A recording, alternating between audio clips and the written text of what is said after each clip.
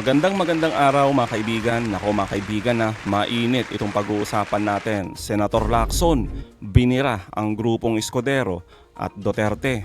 Senator Coco, winarningan na si Escudero at batikang abogado, sinunog ang kilay ni Escudero. Matapos ang patuloy na kabalbalan umano ng grupong Escudero at Duterte para pigilan at tuluyang ibasura ang impeachment ni VP Sara, abay heto at nileksyonan at sinunog pa ang kilay ng Escudero at binunyag ang totoong interes niya kung bakit ginagawa niya ito para kay Sara Duterte.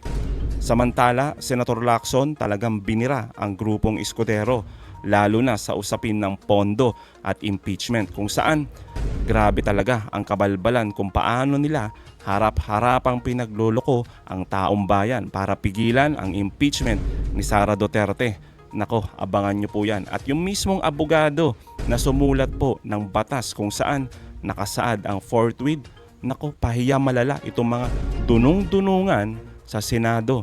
Yan ang pag-uusapan natin. Pero bagong lahat, pakilike po muna ating video, pakishare na din at subscribe na po kayo sa ating channel. Unahin na po muna natin ito mga kaibigan, yung regarding sa pondo at impeachment. Nako, talagang lagot malala itong si Escudero. Sinimulan na ni Senator-elect Panfilo Lacson ang masusing pagrepaso sa 2025 General Appropriations Act. Sa inisyal niyang pagbusisi sa 2025 budget, mangled o minasakir daw ang national allocation. Isa na raw dito ay kung saan napunta ang 50 billion pesos na kinaltas sa Pantawid Pamilyang Pilipino program noong Bicameral Conference Committee. Dagdag pa niya, mayroon din daw siningit o insertion ng 26 billion pesos para sa Ayuda sa Kapos ang Kita program o AKAP kahit wala ito sa bersyon ng mga panukalang batas mula Kamara at maging sa Senado. Pinaghatian na niya ng Senado at Kamara ang halaga. 21 billion daw ang napunta sa Kamara habang sa Senado naman 5 billion. Tumanggi muna siyang ibigay ang iba pang detalye ng kanyang mga investigasyon. Saka na lang daw niya isa sa publiko ang kanyang findings. Hindi na raw dapat maulit ito sa 2026 budget kaya nanindigan siyang masusing babantayan ang pagdinig sa 2026 General Appropriations Act. Ang pagrepaso sa 2025 national budget na una niyang tinawag na pinakakorap na budget ng Pilipinas ay unang pinangako ni Lacson matapos siyang iproklama bilang pampitong senador na may pinakamataas na botong nakuha sa midterm elections. Buti na lang talaga mga kaibigan, nanalo itong si Senator Lacson, no? Talagang fiscalizer ng pondo ito eh. Kaya naman lagot itong si Escudero. Sino pa nga ba mga kaibigan yung Senate President sa panahon na kung saan ginawa itong pinaka-corrupt na pondo na ginawa sa kasaysayan mga kaibigan? 'Di ba? Walang iba kundi si Escudero. Kaya naman mga kaibigan, yung ginagawa ngayon ng grupong Escudero na pagpigil sa impeachment, abay, mas malala po ito mga kaibigan. Itong ginagawa na naman nila. Gusto nilang ibalik yung impeachment case sa Kamara. Abay, matindi. Kapal talaga mga kaibigan. Bukod sa plano ng ilang senador na ibasura na ang impeachment case ni VP Sara, may mga balitang ibabalik daw ng Senado sa Kamara ang Articles of Impeachment. Tiwala pa rin ang ilang kongresista na matutuloy ang paglilitis ng pangalawang Pangulo sa Senado. Nanindigan ang isang miyembro ng House Prosecution Panel na nagawa na ng Kamara ang kanilang trabaho. Hindi rin daw totoo na babawiin ng Kamara ang reklamo. Patuloy ang paghahanda ng House Prosecution Panel para sa paglilitis. At si Batangas 2nd District Representative Jervil Luistro ang magbabasa ng Articles of Impeachment kung saan inaasahan na dadalo ang buong Prosecution Panel sa June 11. Grabe mga kaibigan, no? Harap-harapang panloloko na talaga yan. Yung mga pinagagawa nila na pilit ibasura, pigilan yung impeachment ni Sara Duterte na wag ituloy dito sa Senado. Abi, mas matindi to mga kaibigan. Gusto nilang ibalik, di ba? Kaya naman mga kaibigan, yung pinaggagawa ng grupong Duterte at Escudero, abay heto yung buwelta ni Senator Lacson sa kanila mga kaibigan. Improper for a judge, maski sa court of law, no? Ordinary court. Huwis ka, parang ikaw pa yung nagmo-motion to dismiss. Alam na natin kung sino yan mga kaibigan. Si Bato, di ba? Senator judge ka tapos ikaw talaga yung mismong magrereklamo, magko-complain, magpapile ng motion para pigilan itong impeachment. Siya yung gumawa ng draft reso, di ba? Inamin niya naman pinagmalaki nga niya, di ba? Para hindi tama, ano. Of course, quasi-judicial naman itong impeachment court, ano? Kalahati nito politiko, kalahati judge. At least parang may konting extension ka ng understanding sa kinatatayuan ng mga senador na dapat mag-refrain. Kung meron ka mang saloobin, isarilinin mo na lang kasi uupo ka ng huwes. Hindi ako, ingat ako na pag tinatanong ako anong iyong pananaw. Tingnan muna natin ebidensya. Kasi after all, pagka merong impeachment complaint, tapos ito'y tumawid na, papunta sa Senado na, dapat maingat kami. Yung pagiging impartial, dapat yun na nangingibabaw. Kasi hindi pa namin nakikita yung ebidensya eh. Bakit yung mag-uusga na kagad? 'Di ba? Sana ganito talaga yung prinsipyo ng mga ibang senador lalo na yung grupong Escudero at grupong Duterte. Pero hindi, kabaligtaran mga kaibigan. 'Di ba? Talagang harap-harapan talaga na makakapal yung muka, yung pagkabayas nila, 'di ba? At saka ang best way forward dito is para magkaroon ng closure.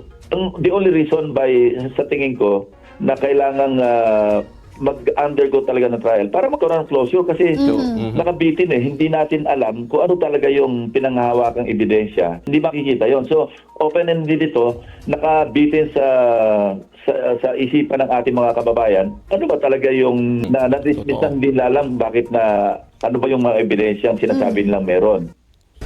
Totoo naman, 'di ba mga kaibigan? Yun naman talaga yung napaka-importante sa lahat Ituloy ang impeachment para makita ng taong bayan ano nga ba yung mga ebidensya na yan na sinasabi mula pa umpisa doon sa mga hearing sa Kamara. 'Di ba?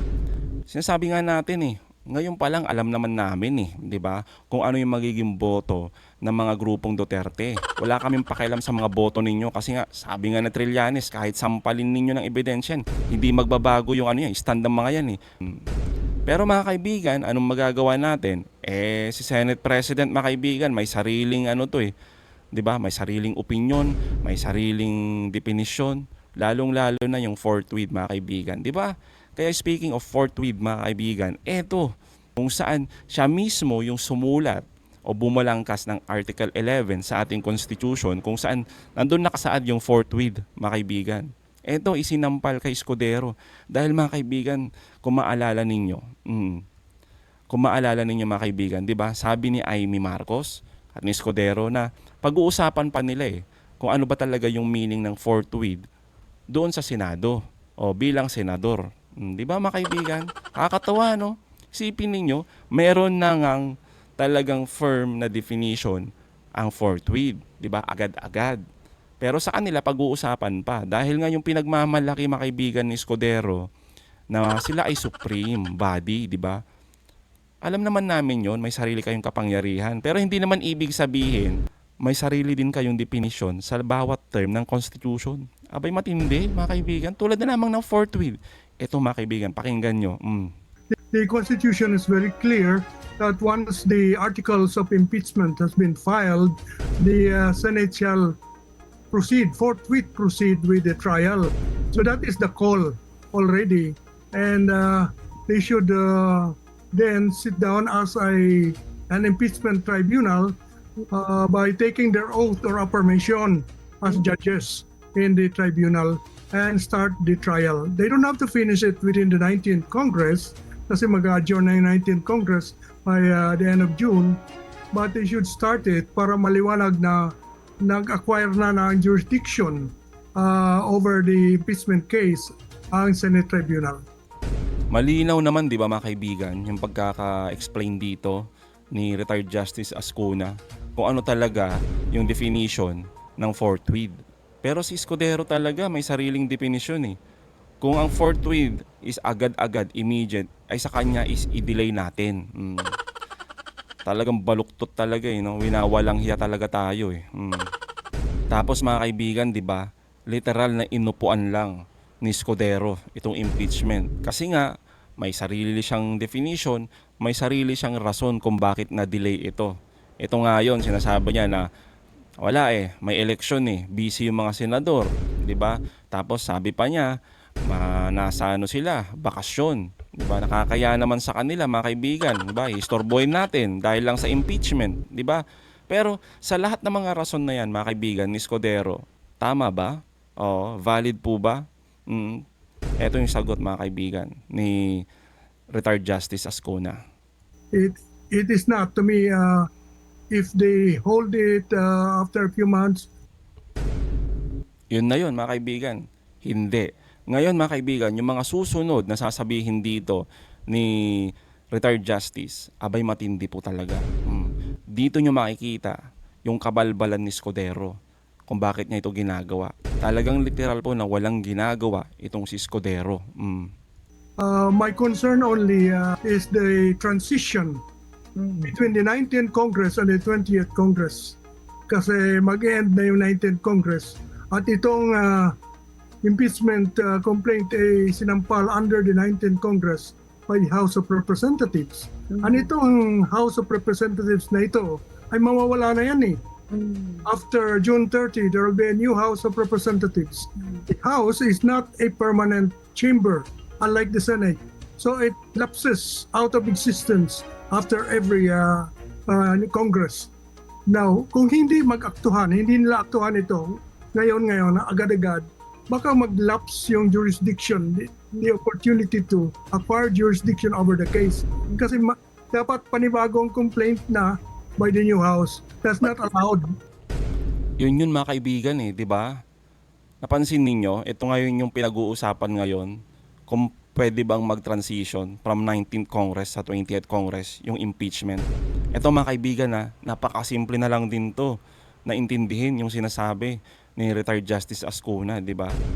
Pwedeng tumawid yan as long as na nakapag-take oath na mga kaibigan itong mga 19th Congress na Senado, di ba? Kumbaga, itong bumubuo ng 19th Congress, kailangan lang talaga nilang mag-take oath o mag-convene, di ba? Para masabi na yung impeachment case ni Sara Duterte ay nasa jurisdiction na nila. Yun mga kaibigan, pag nasa jurisdiction na ng mga senador, itong 19th Congress, wala na pong issue yan. Pwedeng tumawid sa bagong mga senador. Pero hanggat hindi sila nagte-take oath, nagko-convene, hindi po pwede. Yun yung sinasabing malinaw ngayon ni Justice Ascuna mga kaibigan. Kaya nga mga kaibigan yung forthwith na salita, talagang literal po yun. Yes mga kaibigan, dahil dito. Kasi pwede naman pala mga kaibigan na mag-take oath itong si Scudero kahit mag-isa lang siya. Totoo po yan. Eto, pakinggan nyo to.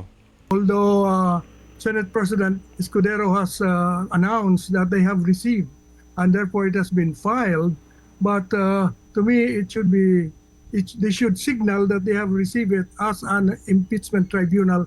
And the way to do this, not necessarily na silang lahat mag-oath, at least the presiding officer should already take his oath and say that we have, as a tribunal, as my presiding officer of tribunal, received the complaint that has been filed. O, di ba mga kaibigan, napakalinaw.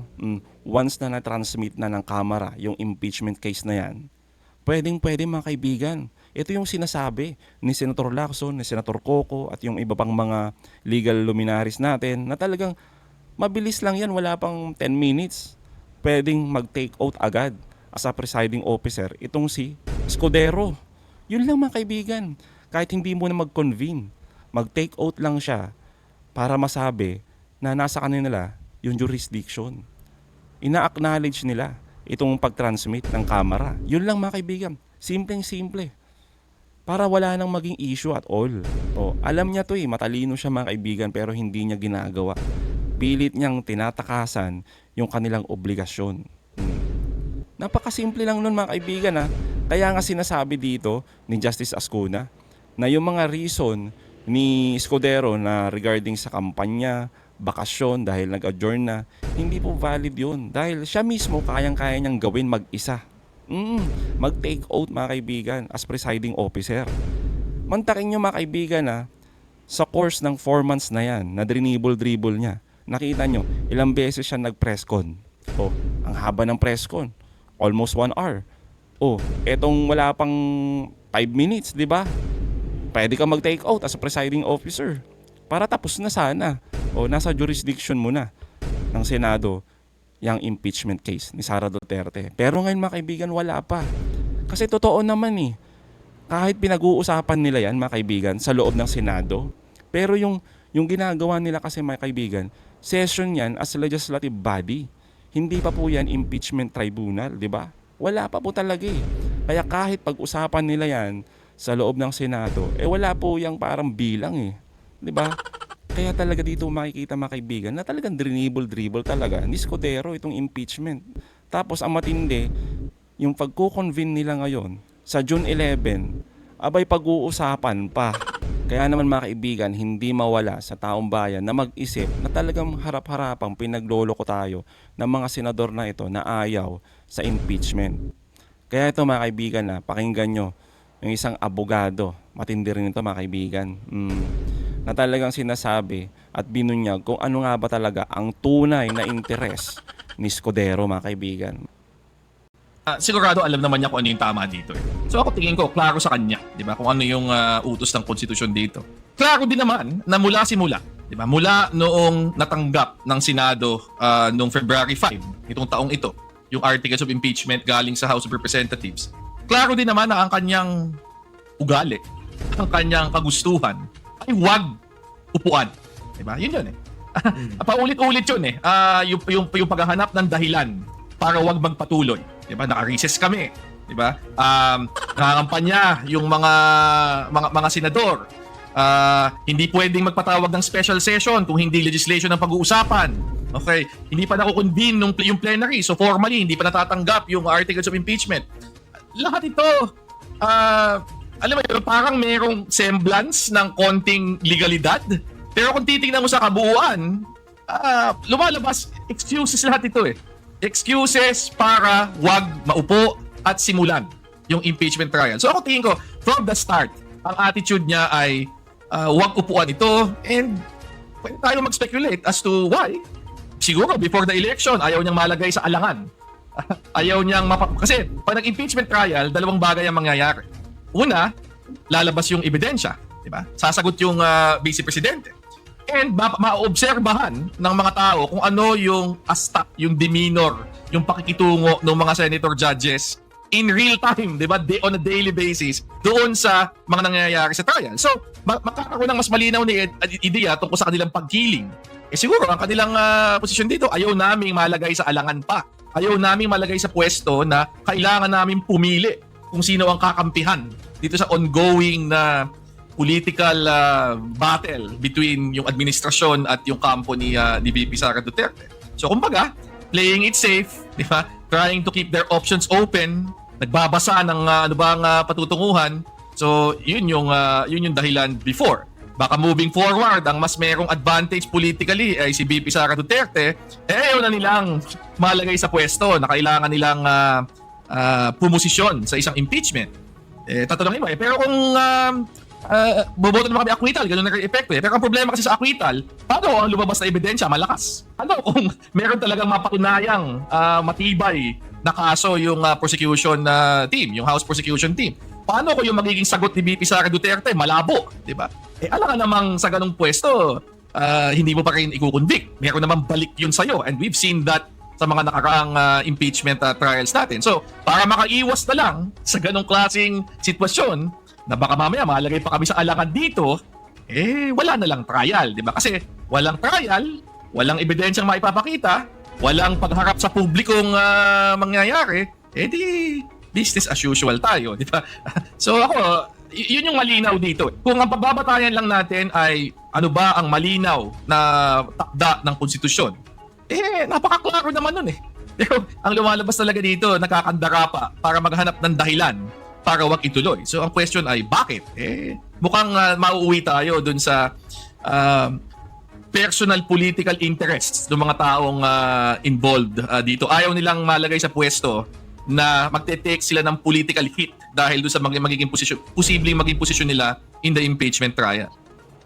Maaaring feeling mo ngayon, di ba, pwede mong gawin kahit ano, di ba? Pero alam mo naman mga Pilipino at mga butanteng Pilipino pag nagkaroon talaga ng punto, ang feeling talaga ay medyo niloloko mo na sila, nakakaalala pa kahit pa paano, di ba, mga butante natin, at posibleng may balik yun sa'yo sa mga future na mga pagtakbo mo. Kasi kahit pa paano, yung pagtumatak talaga na parang may malaki ng kapabayaan, meron na talagang malaking panlulokong nangyayari. At tingin ko ito, malapit-lapit na doon. Pero sabihin, overwhelming na karamihan ng mga na-survey, di ba, ng mga Pilipino ay pabor na ituloy yung impeachment trial. Actually, to be fair, si VP Sara Duterte, ang sinasabi niya, willing siyang pumarap sa isang impeachment trial. Ewan ko kung gaano kasinsero yun. No? Kasi iba naman ang sinasabi ng kanyang mga kaalyado. Yung dalawang numero uno niyang alyado sa Senado, si Senator Bato de la Rosa at saka si Senator Amy, klarong-klaro ang posisyon eh. Si Senator Bato, sa kanya pa nanggaling itong supposed resolution, di ba, na pinapaikot ngayon, di ba? So, be that as it may, di ba, kung naman yung totoo, at least, di ba, lip service niya, di ba, dagdag mo yung, kaya nga dun sa UP Law Statement, sinasabi na kasi isa sa mga sinasite ni doon sa resolution ni Senator Bato, violation daw of the right to speedy trial. Bakit ba nag-delay? Eh di ba kayo din naman na nag-delay niyan? Pero labas doon, ang right to speedy trial, ang nagke-claim niyan, yung akusado. Eh yung akusado, sinasabi gusto kong tumuloy yung trial eh. So bakit ang nagmo-motion para sa akusado, yung judge? Para nag-aabogado para doon sa akusado, yung judge eh. O, di ba mga kaibigan, maski si Attorney Barry Gutierrez, pinagtatawanan yung mga kabalbalan na pinagagawa ni Bato. O, mantakin nyo naman kasi mga kaibigan, di ba? Sinabi na natin kanina, isa kang senator judge, tapos ikaw yung may kapal na mukha na magmosyon ng ganyan. E trabaho sana yan o ginagawa yan ng mismong nare-reklamo na si Sara Duterte. Pero ikaw, yung nag-aabogado sa kanya, ano yan? Dala-dalawa talaga trinatrabaho mo. Ang sipag mo naman. Masipag ba o katangahan talaga yung pinagagawa ninyo? Di ba? Talagang harap-harapang pinagloloko yung taong bayan eh. Kaya naman mga kaibigan, lalong-lalo na to yung ginagawa ng mga ilang senador na ayaw o pinipigilan itong impeachment. Malinaw mga kaibigan na yung sinabi dito ni Attorney Barry, dahil sa pwesto, kapangyarihan. Yun po yun, yung political interest talaga nila, yung kanilang talagang pinagtatakpan dito. Yun talaga yung importante sa kanila. Yung political ambition nila. Lalo na to si Escudero, di ba? Ayaw niya talagang kumawala eh. O umalis eh sa kinakaupuan niya bilang Senate President. O baka mawala eh. Pero yung katotohanan, wala yan. Di nila alam yan. Yung sigaw ng taong bayan, wala silang pake. Kaya nga mga kaibigan, di ba? Sinasabi nga dito ni Attorney Barry na oo, sa ngayon, nandiyan ka sa kapangyarihan na yan. Pero hanggang kailan? Tandaan natin, marami na nangyari. Presidente nga mga kaibigan na pinatalsik dahil sa kabalbalan, dahil sa korupsyon, dahil sa mga second envelope. Diba mga kaibigan, naalala ninyo yan? Tapos ikaw, paulit-ulit natin sinasabi mga kaibigan, pag taong bayan na ang nagalit at taong bayan na ang umaksyon talaga, kahit presidente ka pa, di ba mga kaibigan, kaya kang patalsikin kung ang pinaglalaban ng taong bayan ay katotohanan. Di ba mga kaibigan, tulad na lamang ng pinaglalaban mga kaibigan ni Senator Coco Pimentel. Eto, pakinggan ninyo to. So wala kaming all senators caucus tungkol sa impeachment, wala. And then number 2, yung pag-reschedule, hindi nabanggit yung convening of the impeachment court. Then number 3, biglang may mga summary dismissal o de facto dismissal na resolution na umiikot. Siyempre hindi mo kami mabiblame o hindi mo ako mabiblame na medyo teka muna, meron akong tanong, ano ba to? May nangyayari ba o wala? Di ba sinabi ko noon, Pebrero pa lang na pwede kaming sinulatan ko si Senate President Kiste na kinote ko yung laman ng Constitution Trial by the Senate shall forthwith proceed. Tinagalog ko pa yun Ang ibig sabihin nito agad-agad. Di ba? Agad-agad litisin na yan. So, sinabi ko pa ron na pwede kaming mag-convene as a court kahit hindi kami naka-legislative session kasi dalawang bagay yun So, pero ang ginawa ni Senate President Escudero, bilang sagot niya sa aking sulat, naglabas siya ng trial calendar. Kaya sabi niya, June 2. June 2 babasahin, June 3 mag-convene ng court. O kasi ang theory niya, hindi makakonvene ang mga senador bilang impeachment court kung hindi kami nakasession bilang legislative body. Yun, disagree ako dun. Iba kami pag-iisip dun. Pero siya ang Senate President. Pero nung reneset na to June 11, tapos hindi ko nakita na reneset yung pagbabasa ng articles from June 2 to June 11. Pero hindi reneset yung convening of the court. Doon ako nag-umpisa medyo nagdududa na mukhang hindi lang ito dahil sa paniniwalang kailangan nakasesyon ng Senado bago makonvene ng Senate as impeachment court. Baka may mas malalim pang dahilan. Kaya nga kailangan bantayan natin ito. Diba mga kaibigan, nakakatawa talaga tong moves talaga ni Escudero na to, no? Isipin nyo mga kaibigan na si Senator Coco mula pa pala umpisa, nung nai-transmit na yung impeachment case ni Sara Duterte, ay talaga ang gusto ni Senator Coco ay umpisahan na. 'Di ba? Yung impeachment. Kumbaga, kailangan lang nating mag-convene. Since matindi yung rason ni Escudero, 'di ba? Na mag-a-adjourn na, wala nang oras, doon na nga pumapasok mga kaibigan yung sinasabi ni Senator Coco na pwede naman 'di ba? Mag-take out ka lang as presiding officer. Tulad nga ng sinasabi din mga kaibigan, 'di ba? Ni Justice Ascuna, 'di ba?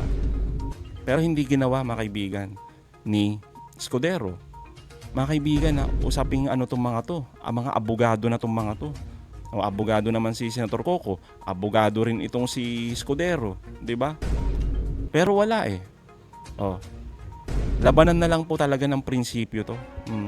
At dito natin makikita kung sino nga ba yung nangingibabaw yung prinsipyo. Hindi lang para sa kanilang pansarili, kundi kapakanan ng katotohanan para sa bayan mga kaibigan.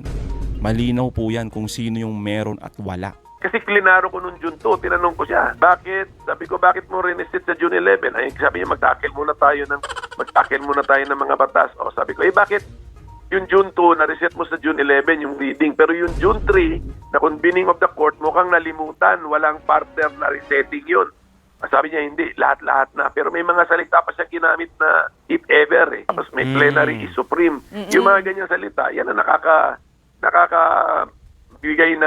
nakakabigay ng worry sa atin. Pagkatapos, umikot na ngayon itong de facto dismissal na resolution. Nagbigay tuloy ng duda yung kung may good faith pa itong kausap natin. So yun. So kailangan, kaya nga itong coming Monday, Tuesday, ito na yung pagkakataon or oras, the only remaining time, na kailangan klaruhin lahat at sana naman, wala nang mga madulas na mga sagot at we commit to a schedule, and then tama na yung may mga diversionary mga issues na hindi tayo maglilitis, hindi summary dismissal pa. Therefore linalabag natin ang Constitution. So dapat everybody must act in good faith. Pag sumagot tayo ng klaro. Kung yung mga sagot natin hindi natin naintindihan yung mga sagot na parating double meaning. Pagdududahan ka ang buong Senado niya na masisira yung institusyon, dapat i-preserve namin yung integrity ng aming institusyon. Buti na lang talaga mga kaibigan, nandito sina Senator Coco at yung iba pang mga senador tulad nila Senator Lacson, 'di ba? Senator Risa, na talagang naniniwala na kailangan matuloy ang impeachment dahil ito yung nakasulat sa batas. Para malaman natin ang katotohanan. Hindi yung ginagawa ngayon nila Escudero na talagang pilit pinipigilan. Kaya naman mga kaibigan, mahalaga itong sinasabi ni Senator Coco na pag-warning na kailangan bantayan ang mga galaw ng Senado. Kaya tulad ngayon mga kaibigan, may malawakang aksyon ang publiko para sa panawagan na simulan na ang impeachment. 3 araw po yan na matinding mass action ng publiko. Dahil nga mga kaibigan, sa pinaggagawa ngayon ng mga ganid ng mga senador na talagang pinipigilan yung impeachment trial ni Sara Duterte. Matindi to mga kaibigan. Hindi, paano natin masasabi kasi mga kaibigan na ganid at puro na lang ambisyon yung ginagawa nila. Ito yung nakikita natin mga kaibigan, di ba? Sabi ko mga kaibigan, minsan matatawa ka na lang, minsan maiinis ka, minsan mapapamura ka talaga sa pinaggagawa ng mga senador na to. So mga kaibigan, anong masasabi nyo patungkol dito? Comment down below. Again mga kaibigan, huwag niyong kalimutan, i-like at i-share natin mga videos. Hanggang sa muli, kita-kita ulit tayo mga kaibigan.